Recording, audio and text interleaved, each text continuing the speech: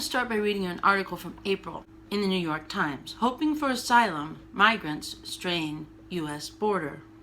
Hidalgo, Texas. Border Patrol agents stood in broad daylight on the banks of the Rio Grande, while on the Mexican side, smugglers pulled up in vans and unloaded illegal migrants. The agents were clearly visible on that recent afternoon, but the migrants were undeterred. These stories kind of almost write themselves, don't they? Mainly women and children, 45 in all, they crossed the narrow river on the smugglers' rafts, scrambled up the bluff, and turned themselves in, signaling a growing challenge for the immigration authorities. After 6 years of steep declines across the Southwest, illegal crossings have soared in South Texas while remaining low elsewhere. Border Patrol has made more than 90,000 apprehensions in the Rio Grande Valley in the last couple months. It explains that they are not from Mexico, they're from Central America, further complicating the president's uphill push on immigration. With detention facilities, asylum offices, and immigration courts overwhelmed, enough migrants have been released temporarily in the United States that back home in Central America, people have heard that those who make it to American soil have a good chance of staying. So they're coming across in droves.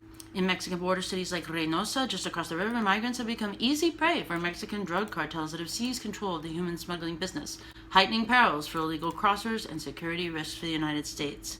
As more Central Americans have come, fear claims have spiked, more than doubling last year. The chances have not improved much to win asylum in the end, however. Immigration courts approved 34% of asylum petitions 2 years ago from migrants facing deportation. Many Central Americans say they're fleeing extortion or forced recruitment by criminal gangs, but immigration courts have rarely recognized those threats as grounds for asylum. Just the way it is, folks. Yet because of immense backlogs in the courts, with the average wait for a hearing currently at about 19 months, claiming fear of return has allowed some Central Americans to prolong their time in the United States. Agents and migrants alike refer to the cells there as hieleras, freezers. That is true. Cinder block rooms with concrete benches and a toilet in the corner. There were no chairs, beds, showers, or hot food. On a recent day, migrants caked in river mud were packed shoulder to shoulder, many on the floor trying to warm up in space blankets the Border Patrol provides. Some held their fingers to their lips to signal hunger. This article was written in April 2014. It's very fair. It shows that the reporter did a lot of research, hits all the notes that I put together this year regarding this almost identical situation at the border as was back when this article was written. Yet nobody's saying what the New York Times was saying anymore. You can hardly find any article that will say word's gotten out that they're going to be able to stay, so they're coming in droves. Did you see that? Tell me if I'm wrong here, but it really sounds like this New York Times article is being extremely fair to the Obama administration, almost to the point of not even questioning the conditions. The quote, hieleras or freezers were temporary intake facilities that they opened up in the summer to deal with overflow and to help migrants get out of the elements. They didn't have showers, that's even mentioned here. There's one porta potty, and they're separated by group. Is there any outrage here in this article? Is anyone mentioning cages like Hillary Clinton does now regularly when her party was in power while these were put in?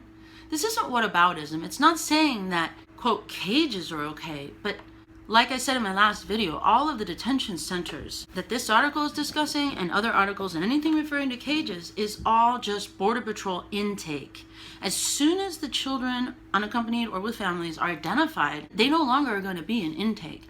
And this is a key that I feel many of us forget. Of even I, who have done a lot of research, when I see a headline like that, I think cages, and I'm like, oh my God, are we just slamming these thousands and thousands of children in there like in Indiana Jones in the Temple of Doom?